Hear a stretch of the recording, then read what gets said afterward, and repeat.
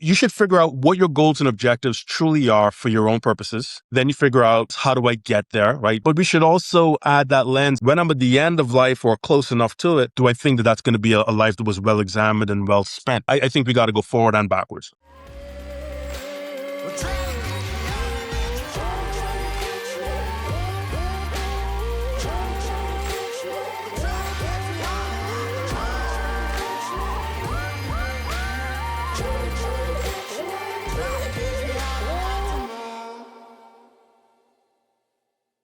Hey, you all, welcome back for what we, I believe is going to be another awesome episode. Not too often do you get to have a conversation with someone that's your exact age and only 2 months apart. So one being born in the Bahamas, one being born right here in the Midwest of the South. So we're going to see what 47 years of life through the conversation today, what it brought together. And no doubt he's more intelligent and at a higher level of what he's achieved and experienced in life. So we're going to see that he'll bring the brilliance and I'll dumb it down a little bit. So maybe we'll meet in the middle. But today on The Necessary Entrepreneur, we're joined by Kenyada Meadows, founder of the Executive Parent Company, leadership coach, and author of The New Alpha.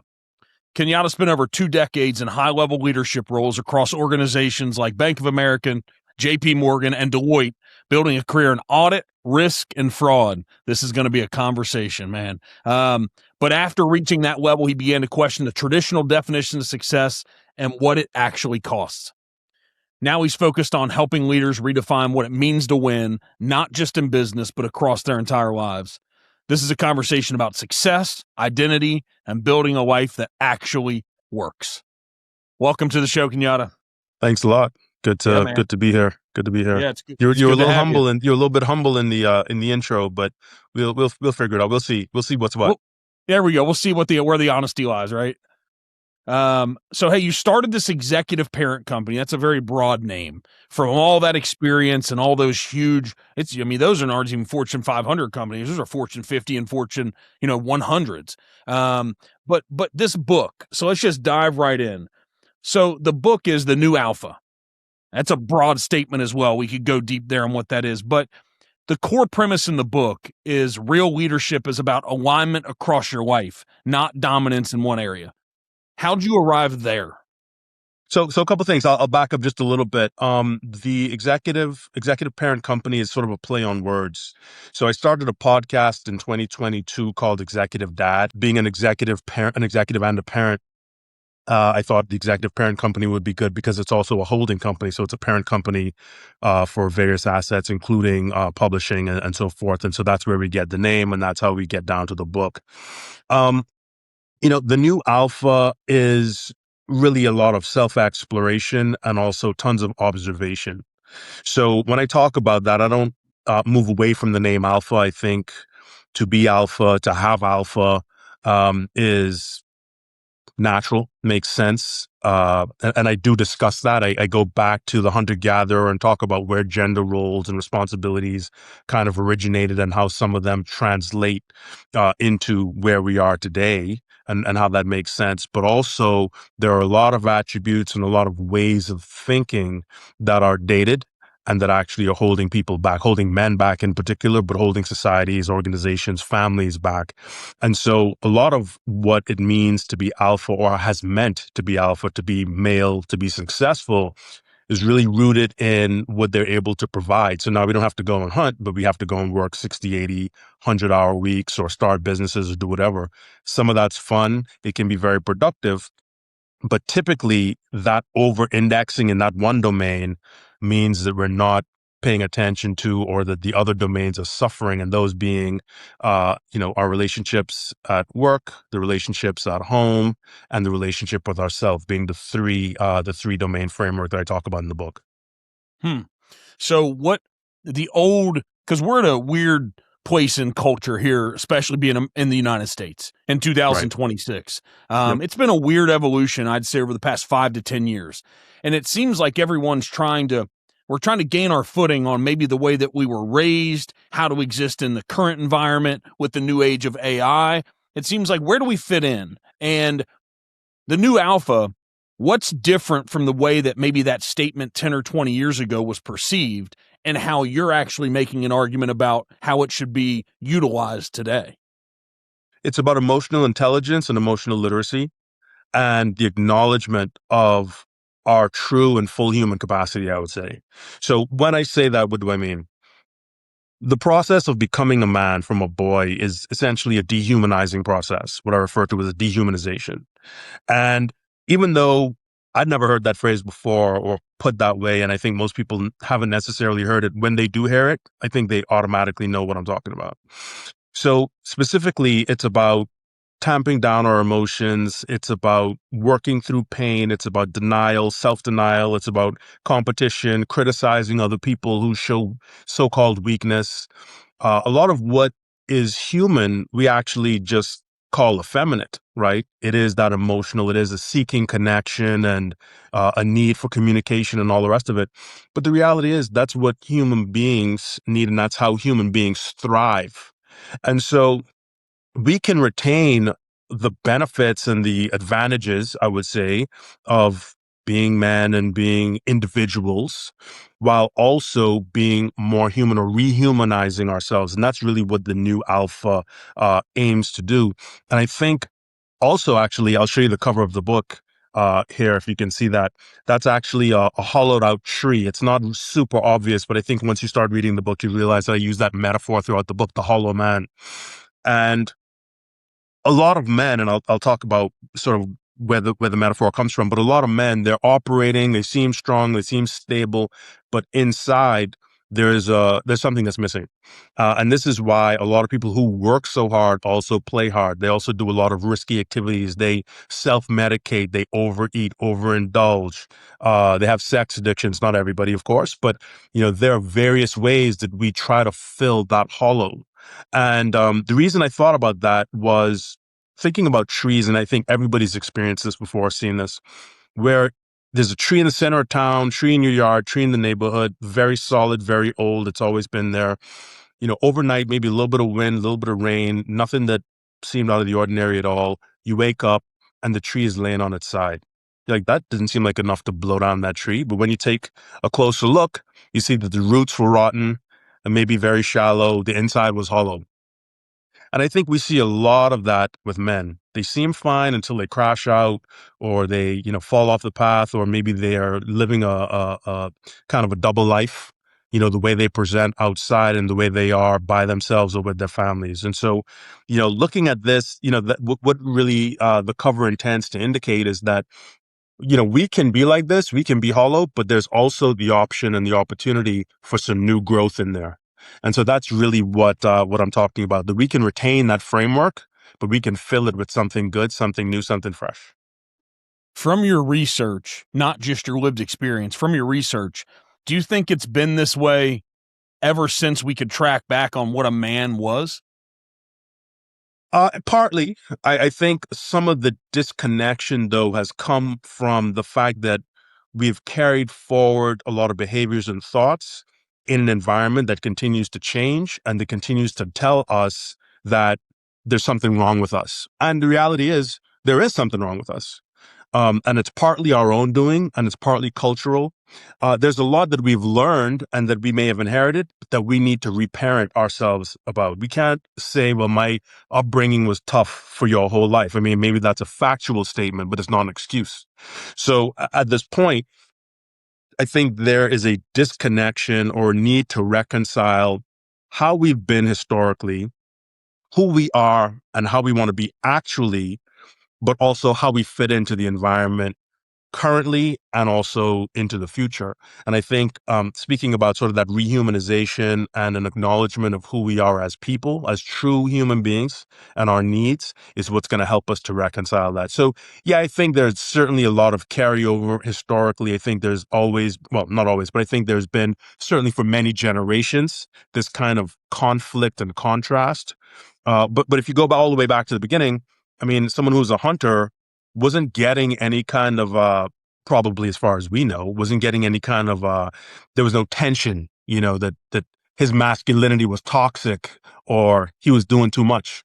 Today, we have to kind of understand that and reconcile that. But in a hunter gatherer, he probably did feel pressure to bring home the food every day because if he didn't, they died. Yeah, absolutely. But that's also almost as fundamental as breathing, I think, or knowing that you need to have water. I mean, that was just a part of necessity and a part of life. So people didn't really question the behavior or didn't really question the thinking because it was all related to something that was very clear, very tangible that everyone understood. Today, I think it's quite different, right? So we do deal with some contradictions, many contradictions, in terms of how we engage. I mean, you've got to be chivalrous, which I'm behind. You've got to be a provider, and I'm behind that. But you also have to figure out how do we balance and where do we balance points of equality? How do we raise our sons? How do we raise our daughters? Should there be differences? What are those differences? You know, how do we raise them the same, right? To both be resilient, to both be individual thinkers and critical thinkers. So there's a lot more balancing of those factors and elements today than I think that there probably ever has been. Are we overcomplicating it now? Depends on who you are, depends on where you are. I mean, if we're talking about America, maybe. If you're looking at other parts of the world that seem at least a little bit less confused or conflicted, I don't know that that's necessarily meaning that they're in the best position, right? You can still have super patriarchal, super oppressive environments and everyone's just kind of used to it, but that doesn't make it right. But I don't know that anyone would necessarily call those societies overcomplicated. I think they're quite straightforward in what the expectation is and in everybody's kind of acquiescence, right? So it really depends on where you are, who you are, and specifically what you're talking about. So in the book, me not reading it yet, in the book, do you make an Hey, hey, do you actually go deep? Whose responsibility is it more, the individual man or cultural societies? well, I don't know how we can make it cultural societies. How do we hold culture responsible for anything? It boils down to the individual. If you look at a company and you talk about the actions of the company. So I've actually got another book that's going to be, by the time this episode goes out, it'll be available for pre-order on Amazon, called The Passenger Seat. And it really talks about, it really challenges the leadership literature and research because it's overwhelmingly about leaders. But if you look at organizations, communities, environments, how many people have a formal leader, have formal leader authority or title? The vast majority are followers. But my argument is you can't simply follow or absolve yourself of moral responsibility or ethical responsibility by saying I'm a follower. You are a part of the institution as an individual. You operate and you have to take responsibility. So in the same way that I argue that point in The Passenger Seat, which is the name of the new book, I also would propose that in answer to your question. To me, you have ultimate responsibility for your life, for your decisions, for your contributions, be they positive or negative, and the ramifications of those contributions. So why has society, so I'm making this overarching statement, why has society tended to default to not having people take full responsibility? What evidence do you have for that, or like what is your thinking in terms of why you think that's true? It's from my experience of the 47 years, as we touched on in the beginning, and then also in this new dynamic of the workplace. I really look into the workplace, and for a long time, it seemed like for the past 10 years, employees tended to hold the entity and the company more responsible for their feelings, their positions, their promotions, their outcomes, more than their own internal performance compared to the metric. And I'm not saying that's everyone, but I've seen that a lot. That, and we'll talk about this today about balance, and there's this debate out there with some of these elite folks, and they say owners and top managers of companies shouldn't expect employees to be as committed as them, to go all in as them, to act like the owner of the business. There's some people that are providing that narrative. Sure. But for me, the way that I've achieved what I have in life, in every position I was in as an employee, I actually acted like and took responsibility as if I owned it. And so what I'm saying is society more is going to this place that we shouldn't hold ourselves to that level, to that standard, to that responsibility. And so that's where I'm going. I'm just seeing it more and more about it's not that feelings aren't real, But for me to achieve what I've achieved in life, and you might push back on this through your journey and the books you're writing, but for me to achieve what I have in life, there was a lot of moments that didn't feel good, and that was my Sure. responsibility to work through those, to Right. make sure that I dictated my outcome more than let it happen to me. So that's where it comes from this, for Yeah. me, just keeping my eyes open. Yeah, so I agree with that. I mean, look, my perspective is simple. There's very little that I think I've ever said or done that says that individuals are absolved of responsibility. I mean, at the end of the day, you were born by yourself, you're going to die by yourself, right? Even if you're surrounded by friends and family, even if you're on a plane that's going down with 300 other people, you're still dying by yourself essentially because it's your life. And so I don't really believe in blaming society or culture. I think there's a reason to acknowledge where there may be some disconnects and discrepancies, but particularly, and this is the advantage of living in a free country, right? You get to choose where you work largely. Maybe the timing may be a little bit different. You might have to be thoughtful or patient or whatever it is, but you do get the opportunity to move around. You don't have to stay in your city. You don't have to stay in your building. You can move around. So I think there's plenty of responsibility for us. Now, I think that the essence of your question kind of gets to something maybe a little deeper as well, which is how does society operate, right? Like, what does it mean to be a part of society? Uh, does it mean to buy everything that you see advertised on TV and to eat all the food that kind of comes your way? I mean, some people are living like that, right? And they're kind of going with the flow and they're lacking intention. We don't judge them, but we observe that. I think the kinds of people that you and I and others that we know and probably associate with, we don't think that way. We recognize that there has to be intentionality, there has to be purpose, and there is ultimate responsibility for the things we do, and even for other people around us. So you can acknowledge that that's what's happening maybe culturally, but I don't know to what extent it really affects the way I move or the way I think or the way that other people should. Yeah, that's where I'm going, culturally, coming from the question of, is it more cultural responsibility or is it individual? I'm somebody that says, hey, we're responsible individually, but cultures Right. affect us. And the culture Sure. is the house and maybe the church or the people you hang out with, your friends. I mean, that's culture. Culture mostly isn't just the United States. Culture is your community, your local Sure. community. Sure. And And and over I saw time. And over time. yeah, and I saw something yesterday is like, I don't politics don't even matter. I'm registered independent now. I think I grew up Democratic. I could have defaulted towards this conservative slant of accountability at a young age, but I'm independent because I just don't buy into any of it. But I heard Rahm Emanuel. I just read something either last night or yesterday where he was interviewed where he said that, and this isn't about politics. You could say stuff about people on the right and Republicans. He said the Democratic Party has lost its way. And he said what they're doing is, he said, at some point you have to acknowledge that 50 of the top communities in the country, 50% of the kids aren't like kindergarten and reading ready. At what point are we going to look at ourselves and take some responsibility to say, hey, somebody has to be responsible for this? And it seems like we've gone too far the other way. And so that's Right. cultural. That's not an individual. Sure.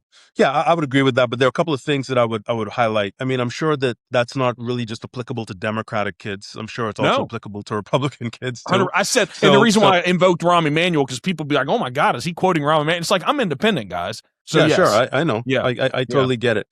Um, as it relates to children or people who are vulnerable, I mean, they're sort of relying on others to lead them. But culture is still an amalgamation of the individuals and what we choose to do. Speaking of politicians, right? These are the people who help to truly influence culture by laws and rules and expectations, and also the leaders of organizations and so forth. However, it still depends on what the individual does. So clearly, it is difficult to change a culture, but we do have the opportunity, and we have seen groups kind of lobby and push and advocate for things that have changed the way that society operates or changed what is deemed appropriate in terms of what is said and what is done. So, and that's all coming from groups of people and individuals as well, either working together as individuals as a part of the group or following individuals as a group and then kind of scattering their influence. So at the end of the day, yes, I mean, it's like swimming against the current. But if you have enough people, I don't know how many you would need to change the current, but I'm pretty sure that if you have enough people creating waves and fluttering around in the water, you would be able to disrupt that, right? So it's not easy, but it's not hopeless. We're not helpless, and we can navigate. And I mean, that's what we're trying to do here. I mean, you've got a podcast, right? There's a reason that you're doing that. It's not because you think that the culture can't be influenced or that people can't be influenced. I mean, you're taking on issues. You're talking about things. I'm talking about things that kind of fly in the face of the cultural of the expectation status quo, and ways that we think we can make things better for people and for the culture. Yeah. So what does the new alpha in this new environment, what you're arguing in the book, where's the new alpha begin? If we're leaving something, the old alpha, and someone is understanding how to transition to this, like what's it mean to thrive in this environment as a man we're sitting here talking about? Where do you start with that? Right there. You start there and you start here. I mean, the idea is, and I talk about this sometimes, you know, people change their behavior when there's a crisis, right? You have a heart attack and you're like, oh God, I got to stop eating fatty foods. Thank goodness I didn't die, et cetera, et cetera. You go to the doctor, you're diabetic. Now you got to change everything. Suppose you just decided to be intentional before any of that happened. You recognized your patterns. You knew that it wasn't good to eat a bucket of chicken at 11 p.m. and then go to sleep, or never exercise or overindulge. Like, it's not a good idea. So how about just being intentional at some point? So I think we don't need to wait for a crisis. What we do need to do is to say, hey, am I on track living a life that I want to live, that I'm going to be proud of, and that when I look back at it, I'm going to say this was time well spent. The second thing is, what are your stated values and what are your lived values? Because there's a huge disconnect typically, right? You've got very successful, industrious guys, men, women, whomever, who say, I love my family. My kids are my priority. Okay, they're your priority. There's 168 hours in the week. You spend 8 with them. So are they your priority? Is this your lived reality? I think once we just take stock of where we are, of who we say we are and who we want to be, then reconciling becomes a lot easier. We shouldn't wait for a crisis. We should take responsibility for ourselves. It's not my boss is so hard to deal with and my boss, always expects me to work on the weekend. You're your boss. So take responsibility for that. And I think once we do that, which is what resulted in my pivot, right? Reconciling the fact that, yeah, this is a great path to be on paper. There was plenty of benefits from it, but I wasn't feeling fulfilled. And my contribution as I saw it or as I see it in the world was never going to be optimized if I continued on the path that I was on. And so I started, it took years of adjustment and tinkering and thinking and learning. But ultimately, I've gotten on the path that I'm on where I think I'm going to be most happy and make the biggest impact. What's happy mean to you? It's a good question. So I think I often think of happy as kind of laughing, right? Not that they're the same, but you'll see what I mean by this. We're not generally in a state of laughter. Like if someone was just laughing baseline, there would be no question as to whether something was wrong with them, right?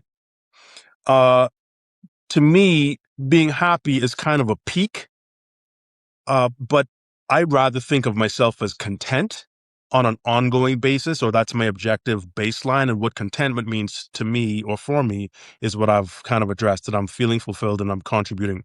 I think happiness is when, you're maybe even more mindful or you're reminded of those opportunities and of those contributions. And you can look back through your intention and say, hey, you know what? I'm doing a good thing. I feel good about this. It also could be something way lighter than that. But to live a happy life is, to me, at first, to live a contented life, one where you're contributing, one where you feel value, one where you feel valued, and then having those kind of peaks, just like you'd have a nice laugh throughout the day. I think you can feel happy throughout the day.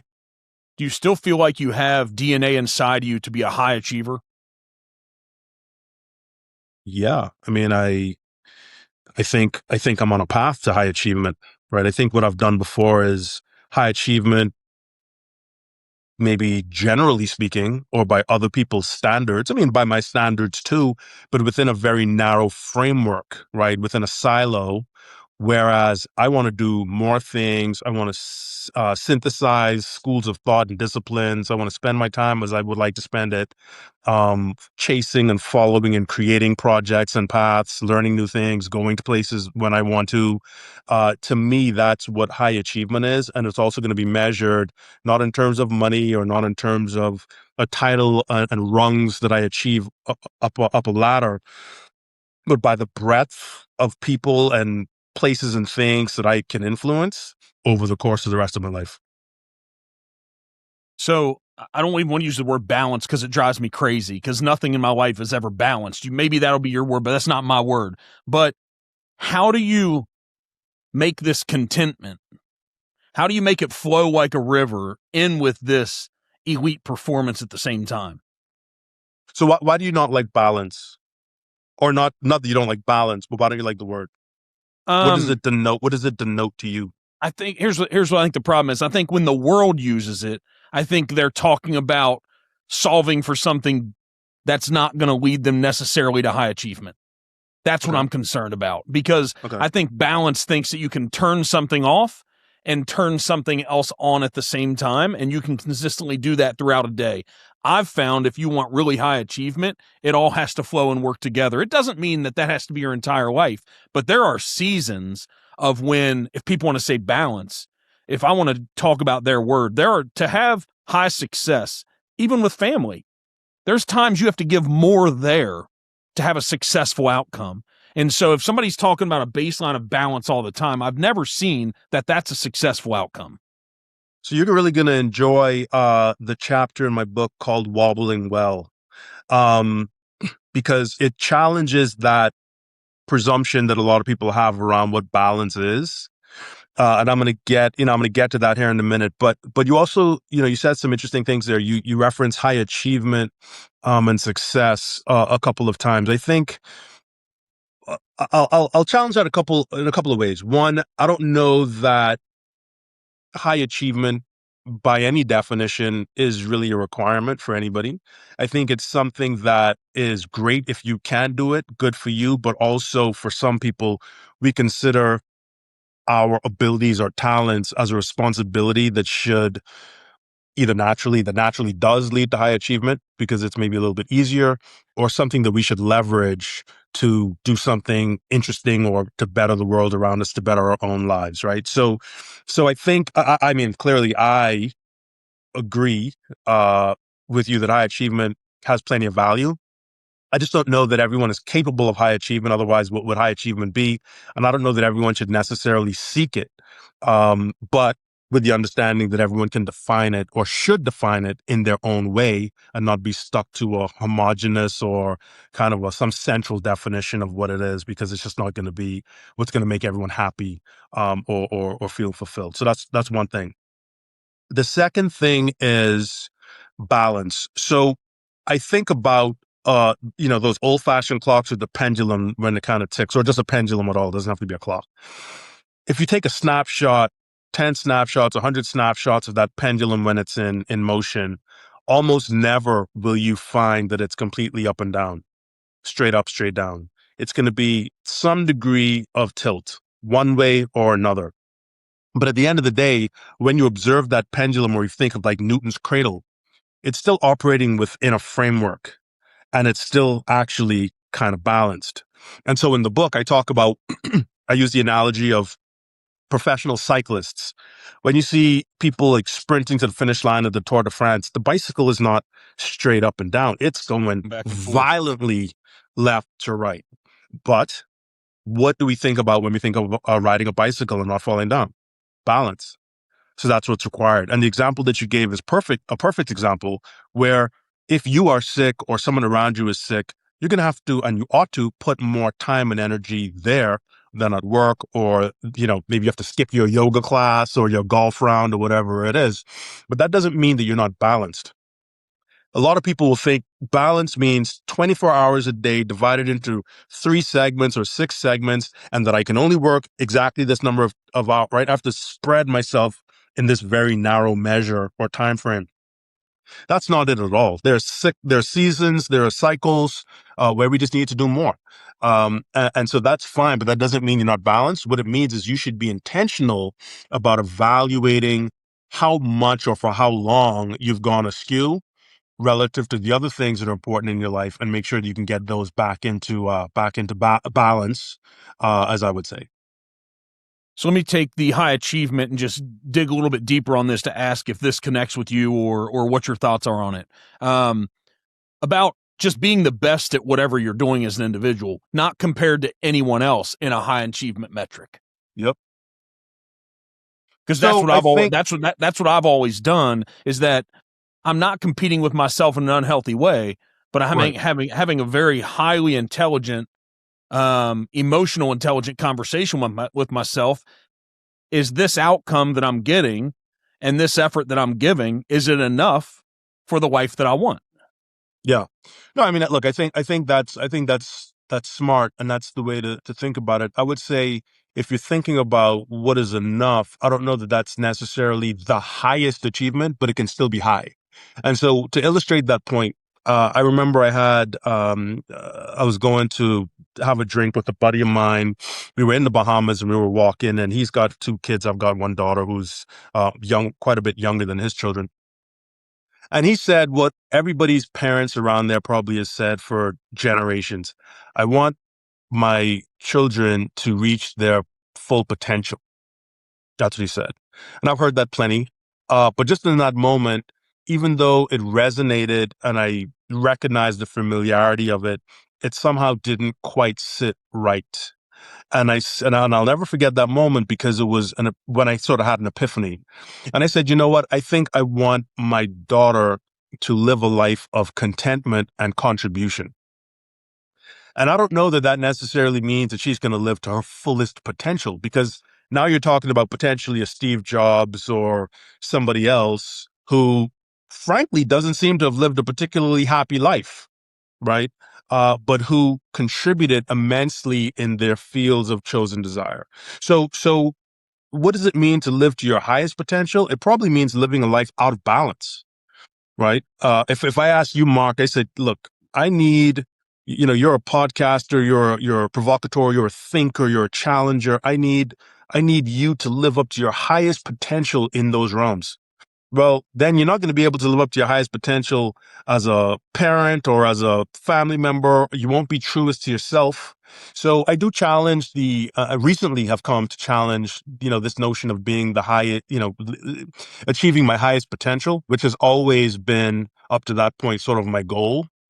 Um, it's a tough one. I think Yeah. we just So have what to do be we do with thoughtful. it, right? So not even for ourselves, if let's go down that path of that theory. Um, if you're evaluating it and going there yourself, what do we do with that? Well, what's enough? Like you said in one of your earlier comments, just a couple minutes ago, you used the word enough, and that resonated because, I mean, you can go out and make more money.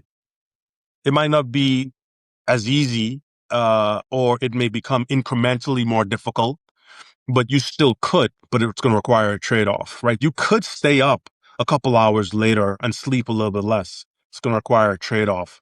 So at the end of the day, you defining what is enough and knowing why you do things. So you want an expensive watch. I like watches. I like art. I like whatever. But how many do I need? How many shoes do I need? And how much of my life am I trading for the money that I'm trading for those things? Do they add more to me? Or do I have enough? Which means I can then focus my energy or use my resources elsewhere to do other things and to accrue other benefits or to do other things for other people. So I think the key is figuring out what is enough. What is your motivation? Do you want that watch because you just love, the architecture and you love horology, or are you buying it because you want to prove to other people that you're at a certain status and that you can fit in? Those are the things we really need to consider. Yeah. Do you think reverse engineering an outcome versus what you're saying your intended goal is, or inverting it? Because you can get there. You can almost clearly define how to get from A to B by doing that. Do you think that's healthy or no? I think you should do both. I think you should figure out, you should figure out what your goals and objectives truly are for your own purposes. Then you figure out, just like anything else, how do I get there, right? We all know about SMART goals: specific, measurable, attainable, all the rest of it, time bound. So that's going forward. That's forward looking. But we should also add that lens that I think I touched on earlier, which is when I'm at the end of life or close enough to it, when I look backwards, do I think that that was going to be a use of time? But when I put it on the scale of an entire life, do I think that that's going to be a life that was well examined and well spent? And so I think we got to go forward and backwards. So how did you get here from starting out as a CPA? By recognizing that I didn't like it. I never liked it. I knew I didn't like it. So when I was younger, I loved biology. High school, that was my favorite subject, biology. Um, and I was thinking I'd be a doctor. And then I had just turned 17. My little brother just turned 10, and he died relatively suddenly. And I was like, yeah, I don't think I want to be around hospitals. I don't want to deal with this. So my dad was sort of like, yeah, you should be a doctor, go for that. And then my mother was saying, well, the world needs accountants. Maybe you could do accounting since you seem to have an interest in business. And so I couldn't think of anything better to do. And I just started doing accounting, ended up with a master's, working at Deloitte, eventually got a CPA and some other licenses. And for the most part, those things were interesting, but it didn't feel like a life of my own choosing. And so I built a career of 25 years on all of that.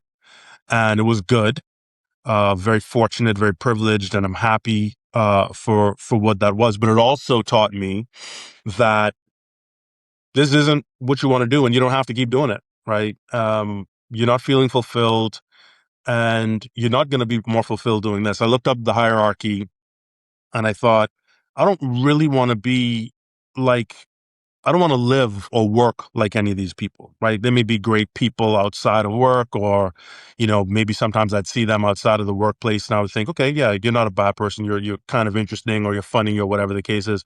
But at the end of the day, do I want to work and live the way they work and live? I'll take their paycheck. I'll take their influence, but I don't want to take I don't want their lives the way that I see it, or certainly not their professional lives. And so once it became clear, it's like, what am I working hard to climb a ladder? And I don't even want to be on this ladder. I just read maybe a couple of days ago, I forget where the quote comes from, but it was something akin to, being successful climbing a ladder on the wrong wall isn't really success, something like that. And so I decided I don't want to be on that ladder. I want to do something that's more broad. I want to be on a lattice of my choosing. So with writing these books and this leadership and this new life that you're leaning into, would you go back and tell the Kenyada 15 years ago? Would you go back and teach him or have him read things or have him learn the things sooner? Or was the full journey necessary to arrive here? Because I asked that question, and how do we lead and advise and mentor younger folks than us now? Sure. I mean, I think it's a combined approach, right? I don't really feel like anything that I experienced was wasted. Um, because if I was smart enough to get there, or good enough to get there sooner, I would have gotten there sooner. Now, yeah, I could go back and give myself some advice, but frankly, a lot of the things that resonate with us and that kind of hit are pieces of advice that we've already heard before. It's things that people have already told us. It's things we've already been seeing, but just didn't resonate, didn't make sense because we weren't supple enough, or the soil wasn't fertile enough for those things to take hold. And I think the experiences and the education, the conversations, the places we go, those are all the things that kind of get us ready. I probably would encourage myself to take more risks sooner. Um, but in terms of the experience, there really isn't too much that I can say that I really regret. Knowing, I mean, obviously 15 years ago, who wouldn't have bought Bitcoin, or who wouldn't have invested in Nvidia, or you know what I mean? Like Or there, Uber in the those beginning, or yeah. exactly right. Netflix. I mean, these are the types of things that, yeah, some future information and knowledge would help with. But I think, it's kind of like what happens with butterflies, right? Um, in order for a butterfly, and you probably know this, in order for a butterfly to be able to fly, it has to struggle to get out of the cocoon. Like if you open up the cocoon, you're actually depriving it of the process that allows its wings to fill with fluid that provides the framework and the strength for them to fly. So I think a lot of the tension and the challenges and the frustrations, all of that stuff, we say it builds character, but I think it builds the framework for the future you. So I go back of this guy I'm sitting here talking to. I don't know why we tracked this in years. It's like when we were first humans, what we track it in, I don't know. But we're sitting here at 47 years. And from what I've learned about this human experience myself, when I used to have leaders and managers and me being a mentor now, this experience, I'm assuming that the 10 and 12 and 14 and 16-year-old you was a curious, smart boy with a good attitude. Yeah. I mean, yeah, simply put, I mean, of course I was imperfect, but my parents, So my I'm par- talking about. I'm talking about the default, yeah, your default mechanism of your characteristics. yeah, no, absolutely. And I think that's right. My parents were extremely engaged with me growing up, with us growing up. There were books, around the house all the time, and things we spoke about. I was challenged regularly to think when I didn't even want to or didn't like it. But yeah, I asked a lot of questions. I was always, I say to people, I was always an auditor. Before I knew that I was one, I didn't dream of becoming an auditor, but I was already one. I always look for patterns. I always synthesize things. I remember my French teacher in, I think, eighth or ninth grade told my mother at the PTA, I think French has maybe 16 irregular verbs or something like that. And she said, Kenyada needs to stop questioning why this verb isn't conjugated like that verb and just learn the verbs. And, I can completely understand that because my question isn't going to change the French language. But I think that was a very narrow application, understandably, because we're talking French and she was my French teacher. That's the capacity in which she knew me. But the idea that I would be looking at patterns and saying, why isn't this the way or why doesn't that make sense is what I think has allowed me to have such a broad understanding of, different topics and an interest in people and places around the world. Okay, so if that led you here, and obviously I asked that question to get here, let's say that someone isn't as fortunate to be exposed to that environment in whatever way, and they just didn't develop, their brain didn't develop the same way. And they're sitting here at 25 years old listening to this. Mm-hmm. They have a lot more infrastructure they need to work on Yeah. to get to that baseline to then be able to go down this path. So not only just necessary advice, but if you're sitting around a fireside chat with 2 or 3 or 4 folks that didn't have the opportunity to be around that environment, could have been a teacher, happened to be your parents, what do they do? Be intentional. So there are a couple things I would say. First of all, you don't need to be like me. They don't need to be like me. They don't need to be like you, in specific. And I think that's a big problem, right? You read all these articles about, well, what does Jeff Bezos eat for breakfast? And when does Bill Gates get up in the morning? That's nonsense, right? And it's not going to make you a billionaire. It's not going to make you anything except frustrated, most likely. So you don't want to necessarily be like me in the manifestations necessarily, but the keys are just being curious, and you can start out wherever you are with whatever you have. And especially if you say, well, you're 25, well, then that gives you 22 years from now. That's almost a full other life. And you have resources, information, access, speed, data, tools that I couldn't even have imagined at 25. And so the ease with which you can have books and knowledge you just listen to, right? I mean, think about it. Audiobooks, podcasts, those things run around. You can, instead of sort of, hypnotizing yourself with certain songs and other things that are nonsensical, which I love music and I also like nonsense sometimes, right? So I'm not saying there's anything wrong with that, but use what's available to you. But most importantly, find the areas of interest things that you genuinely are interested in, because those are going to be the things that you're going to learn and pick up fastest. You're going to be most excited about and probably can do the most with. So I think just it's really about being intentional. It's about having a plan, uh, breaking your plan down into milestones. I would encourage anybody who is thinking about this to go and understand or research SMART goals, SMART being an acronym, and I think I touched on that already, and then just kind of take it step by step. What do you think entrepreneurs, we have a few more minutes here. What do you think entrepreneurs misunderstood or misunderstand about leadership that you learned the hard way in corporate America? Because now you live that life for 20 something years. What do you think entrepreneurs, because you're here now, you're doing it, you're all in.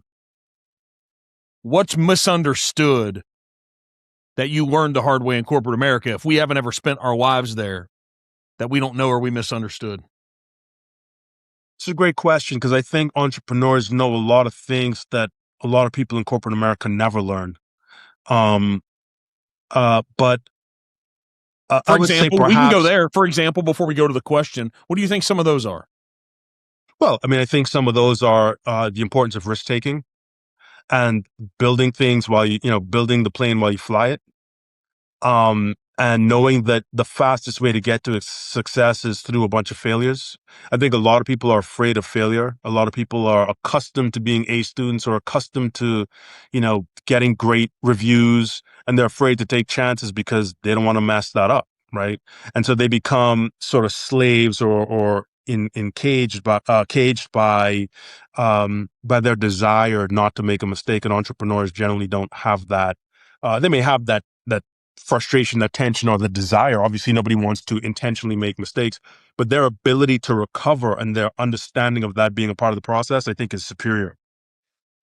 I would say, to answer your original question, maybe entrepreneurs or people in smaller businesses, they may not appreciate the power of a network quite as much, or the power of certain types of relationships. I mean, they would again have their own brand of relationships, their own brand of networks, that maybe other people don't see. But certainly, understanding certain nuance, understanding the political environment within large companies, for example, may not necessarily be something that they might know. But again, it might not be something that they necessarily have to deal with.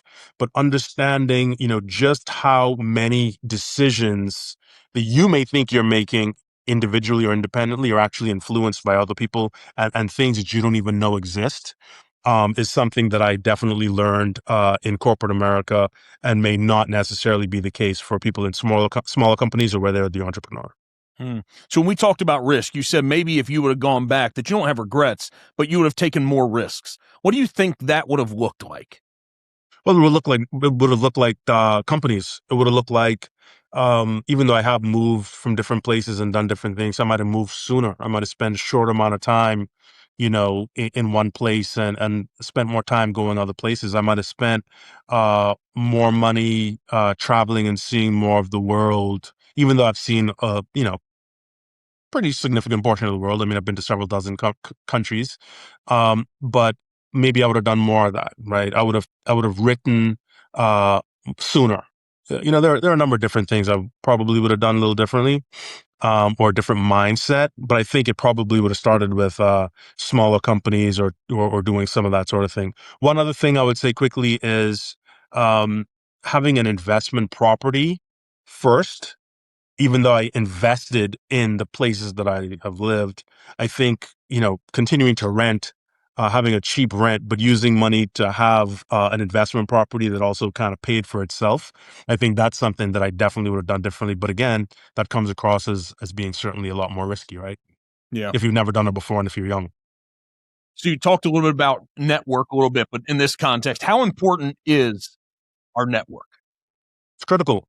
It's critical because, the people that we associate with influence how we think. They influence, even if they don't change our actual thoughts or introduce actual thoughts, which of course they do, but separately, they support or challenge our own thinking in ways that can be quite critical, quite useful, and in some ways can be quite, you know, challenging and not positive. So if you have the wrong network, so that's really important. The second thing is you can't do very much by yourself, right? You couldn't be born into this world by yourself. You couldn't come into being by yourself. And there's just so much that we owe other people debts of gratitude for, even from picking up your trash and making your meals or stitching up your clothes so you can just go and easily buy something that fits you. I mean, there's just so much interrelation. And so understanding that is really critical. And I think understanding the value of your network and how to formulate a good network is just as important, if not more important. Awesome. Hey, to wrap this up, to hand it back over to you. You talked about being intentional. And so you out here on podcast, on writing the books and stuff, take 30 or 60 seconds and talk about your intentionality now, about what you're building, why you're doing it. So a little bit of a marketing platform for Kenyada, but talk about the intentionality and what you're doing, what your goals are, and how you want to interact with people. Well, a couple of things. I mean, so I'll talk about me a little bit, but it's really rooted in, partly me, but what I think other people seem to be craving and what they're capable of. So I've been doing therapy for about 4.5 years, which up to a year ago, I never told more than two people, one of whom was my mother. But one of the things that was, uh, I would say, really critical is understanding that the wisdom is kind of in you and that the therapy can help you to release that, unveil that, organize it so that it makes sense. And I believe that that's the case for a lot of people.